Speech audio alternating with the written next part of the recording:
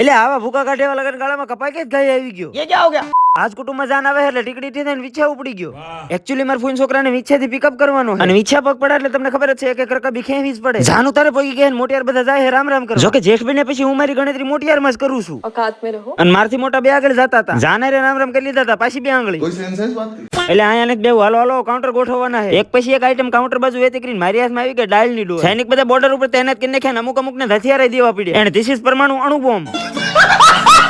બધા ખડા પૈકી સહી તમે તમારે જેટલા આવે બધાને જમાડ દેવા A few moments later. જમણવાર પતી ગયો હવે હાલો પાછા ધંધે ગ્રાહકજીમાં આવતા જાય એમ જતા જાય પણ આને તો મૂળિયા નાખ્યા ये सब क्या देखना पड़ रहा है? અને હાંજે પાછો ગાય આવી ગયો કપા ભરવામાં એટલે તે તો આબરૂ કાઢી ગાડીને છૂટતી ક્યારનો મથે તેને એકદમ ધોળો ધોળો બાસકા જેવો કપા પણ માજુ ભાવનું કેમ થાય છે મને 2-3 હજાર નહીં આવી જાય